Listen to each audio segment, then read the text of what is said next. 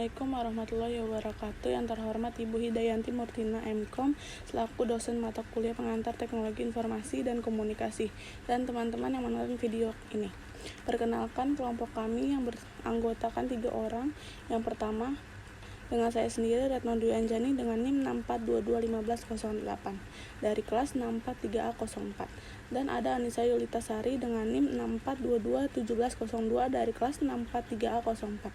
Dan yang terakhir ada Nabila Aulia Rohman dengan NIM 64221647 dari kelas 643A04.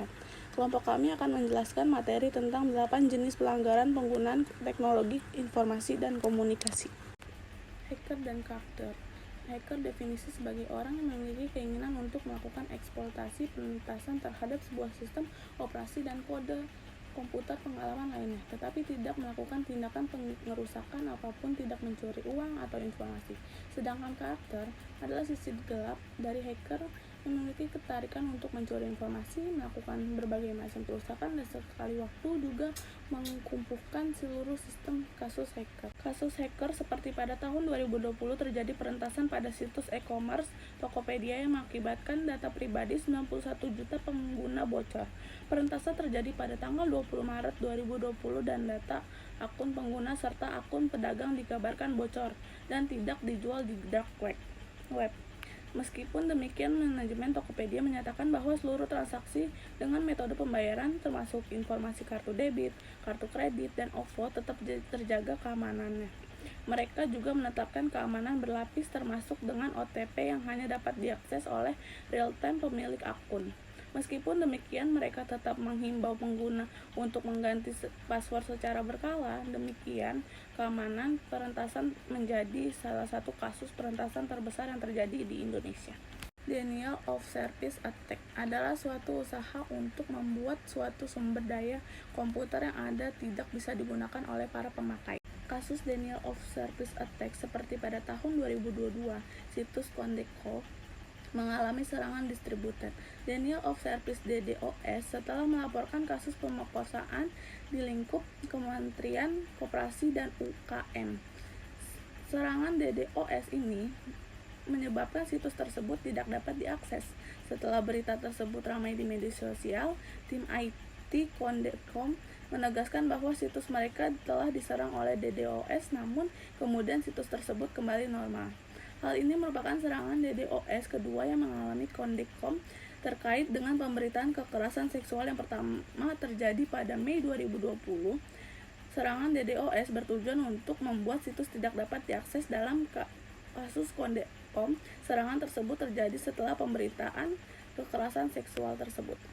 Pelanggaran piracy. Piracy adalah pembajakan perangkat lunak atau software. Kasus pelanggaran TIK dalam bentuk pelanggaran hak cipta atau piracy adalah seperti kasus Napster pada tahun 1999. Napster adalah platform pertukaran file peer-to-peer yang memungkinkan pengguna berbagi file musik tanpa izin pemilik hak cipta. Sejumlah besar lagu dapat diunduh secara ilegal, menyebabkan kerugian finansial bagi industri musik.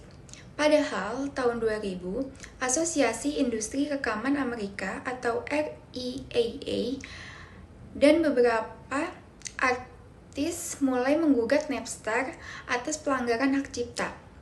Pada tahun 2001, pengadilan memerintahkan penutupan Napster karena melanggar hak cipta. Kasus ini menciptakan preseden penting dalam menegakkan hak cipta terkait dengan musik digital dan mendorong perusahaan untuk mengembangkan model bisnis yang lebih berkelanjutan dalam era digital. Fraud merupakan kejahatan manipulasi informasi dengan tujuan mengaku keuntungan yang sebesar-besarnya. Biasanya, kejahatan yang dilakukan adalah memanipulasi informasi keuangan. Kasus fraud seperti pada tahun 2006, PT Kereta Api Indonesia atau Persero terlibat dalam kasus fraud terkait penyajian laporan keuangannya. Diduga terjadi manipulasi data dalam laporan keuangan, di mana perusahaan mencatatkan keuntungan sebesar 6,9 miliar, padahal setelah diteliti, seharusnya perusahaan mengalami kerugian sebesar 63 miliar. Komisaris PT KAI menolak menyetujui dan menandatangani laporan keuangan tersebut. Kasus ini merupakan bentuk penipuan yang dapat menyesatkan investor dan pemangku kepentingan lainnya. Hal ini mengakibatkan kerugian besar bagi perusahaan dan para pelaku terancam mendapatkan sanksi pidana. Gambling adalah praktik perjudian online ilegal. Salah satu kasus perjudian yang mencuat adalah skandal perjudian yang melibatkan petarung terkenal dan pemain baseball, Pete Rose, pada tahun 1989. Pete Rose, yang saat itu menjadi manajer tim Cincinnati Reds, didakwa oleh Major League Baseball atau MLB karena bertaruh pada pertandingan baseball, termasuk pada timnya sendiri. Pada tahun 1989, MLB menyelidiki Rose atas pelanggaran aturan terkait perjudian dan menemukan bukti bahwa ia bertaruh pada pertandingan bisbol, termasuk pada timnya sendiri, selama bertahun-tahun. Sebagai hasilnya, Pete Rose dihukum seumur hidup dan dilarang terlibat dalam bisbol profesional. Kasus ini menyoroti seriusnya konflik kepentingan yang terkait dengan perjudian di dalam dunia olahraga dan menunjukkan tindakan keras yang dapat diambil untuk menjaga integritas kompetisi. Lalu yang selanjutnya ada mobile gambling, merupakan perjudian dengan menggunakan wireless device seperti PDAS, wireless tablet PCS. Beberapa kasino online dan poker online menawarkan pilihan mobile. Kasus mobile gambling seperti pada tahun 2021 di India, ada kasus yang mencuat terkait mobile gambling yang melibatkan aplikasi bernama Dream11. Aplikasi ini memungkinkan pengguna membuat tim virtual untuk pertandingan olahraga dan berpartisipasi dalam konteks dengan harapan memenangkan uang nyata berdasarkan penampilan pemain dalam pertandingan yang sebenarnya. Kontroversi muncul karena beberapa pihak berpendapat bahwa model bisnis Dream11 lebih mirip dengan perjudian daripada olahraga fantasi. Pada waktu itu, beberapa negara bagian di India menghadapi pernyataan hukum dan etika terkait legalitas dan regulasi aktivitas semacam itu. Lalu, yang selanjutnya ada pornografi dan pedofilia. Pornografi merupakan jenis kejahatan dengan menyajikan bentuk tubuh tanpa busana, erotis, dan kegiatan seksual lainnya yang dengan tujuan merusak moral. Pedofilia merupakan kejahatan penyimpangan seksual yang lebih condong ke arah anak-anak atau child pornography. Kasus pornografi dan pedofilia seperti Operation Or di Inggris pada awal tahun 2000. Operasi ini merupakan penyelidikan terhadap situs web yang diduga menyediakan konten pornografi anak.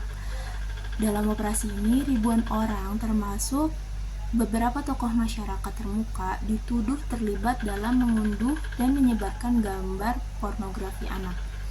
Beberapa orang dihukum dan diselidiki lebih lanjut, sementara beberapa yang lainnya dibebaskan setelah penyelidikan lebih lanjut. Lalu yang terakhir ada data forgery, yaitu kejahatan ini dilakukan dengan tujuan memalsukan data pada dokumen-dokumen penting yang ada di internet. Kasus data forgery seperti insiden Enron pada tahun 2001, perusahaan energi Enron terlibat dalam manipulasi laporan keuangan untuk menutupi kerugian besar-besaran, menciptakan kesan bahwa perusahaan tersebut lebih menguntungkan daripada yang sebenarnya. Para eksekutif Enron menggunakan berbagai cara dan metode untuk memalsukan laporan keuangan, termasuk mendirikan entitas bisnis terpisah dan menyembunyikan utang perusahaan. Setelah terungkap, kasus Enron menjadi salah satu skandal korporasi terbesar dalam sejarah Amerika Serikat, dan perusahaan tersebut mengajukan kebangkrutan. Sekian presentasi dari kelompok kami, kurang lebihnya mohon maaf. Wassalamualaikum warahmatullahi wabarakatuh.